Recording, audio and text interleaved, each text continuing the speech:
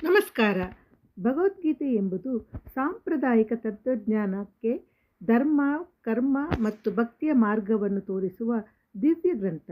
ಇದರಲ್ಲಿ ಶ್ರೀಕೃಷ್ಣನು ಅರ್ಜುನನಿಗೆ ನೀಡಿದ ಕೆಲವು ಮಹತ್ವದ ಉಪದೇಶಗಳು ಇವತ್ತು ನಮ್ಮ ಜೀವನಕ್ಕೂ ಅನ್ವಯವಾಗುತ್ತದೆ.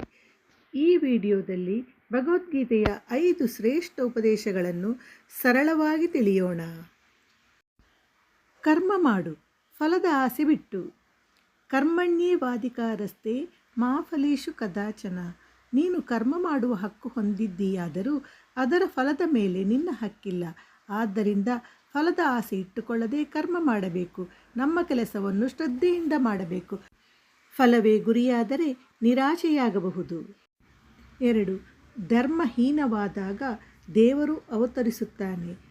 ಯದಾ ಯದಾ ಹಿ ಧರ್ಮಸ್ಯ ಗ್ಲಾನಿರ್ಭವತಿ ಭಾರತ. ಯಾವಾಗಲಾದರೂ ಧರ್ಮದ ಹೀನತೆ ಸಂಭವಿಸುತ್ತದೆಯೋ ನಾನು ಅವತಾರ ಧರಿಸುತ್ತೇನೆ. ಇದು ಧರ್ಮಪಾಲನೆಯ ಸಂದೇಶ. ದೇವರು ಸದಾ ಸತ್ಯಪಥದ ರಕ್ಷಣೆಗೆ ಬರುತ್ತಾನೆ. 3. ಆತ್ಮ ಶಾಶ್ವತ, ಶರೀರ ಬದಲಾಗುತ್ತದೆ. ವಾಸಾಂಸಿ ಜೀರ್ಣಾನಿ ಯಥಾ ವಿಹಾಯ. ಶರೀರವು ಹಳೆಯ ಬಟ್ಟೆ ತ್ಯಜಿಸಿ ಹೊಸತನ್ನು ಧರಿಸುವಂತೆ ಆತ್ಮವು ಶರೀರವನ್ನು ಬದಲಾಯಿಸುತ್ತದೆ. ಶರೀರ ತಾತ್ಕಾಲಿಕವಾದರೂ ಆತ್ಮ ಶಾಶ್ವತ. ನಾವು ಆತ್ಮಸ್ವರೂಪದ ಅರಿವನ್ನು ಹೊಂದಬೇಕು. 4. ಯಾವ ಆತ್ಮವೂ ಕರ್ಮವಿಲ್ಲದೆ ಇರಲಾರದು. ನಾಹಿ ಕಶ್ಚಿತ್ ಕ್ಷಣಮಪಿ ಚಾತು ತಿಷ್ಠತ್ಯ ಅಕರ್ಮಕೃತ್.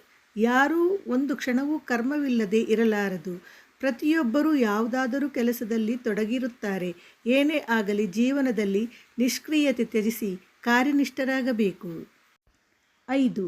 ನನ್ನ ಶರಣಾಗಿ ಬಾ, ನಾನು ರಕ್ಷಿಸುತ್ತೇನೆ. ಸರ್ವಧರ್ಮಾನ್ ಪರಿತ್ಯಜ್ಯ ಮಾವೇಕಂ ಶರಣಂ ವ್ರಜ. ಎಲ್ಲ ಧರ್ಮಗಳನ್ನು ಬಿಟ್ಟು ನನ್ನ ಶರಣಾಗು, ನಾನು ನಿನ್ನ ಎಲ್ಲ ಪಾಪಗಳಿಂದ ಮುಕ್ತಗೊಳಿಸುತ್ತೇನೆ. ಇದು ಶರಣಾಗತಿ, ಭಕ್ತಿ ಮತ್ತು ಭರವಸೆಯ ತತ್ವ. ಈ ಶ್ಲೋಕಗಳು ಭಗವದ್ಗೀತೆಯ ಸದುಪದೇಶಗಳನ್ನು ಹೆಣೆಯುತ್ತವೆ.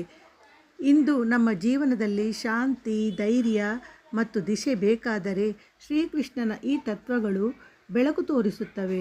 ನಿಮಗೆ ಯಾವ ಉಪದೇಶ ಇಷ್ಟವಾಯಿತು ಎಂದು ಕಾಮೆಂಟ್ನಲ್ಲಿ ತಿಳಿಸಿ. ವಿಡಿಯೋ ಇಷ್ಟವಾದರೆ ಲೈಕ್ ಮಾಡಿ, ಶೇರ್ ಮಾಡಿ ಮತ್ತು ಚಾನಲ್ಗೆ ಸಬ್ಸ್ಕ್ರೈಬ್ ಮಾಡಿ ಮರೆಯಬೇಡಿ. ಧನ್ಯವಾದಗಳು.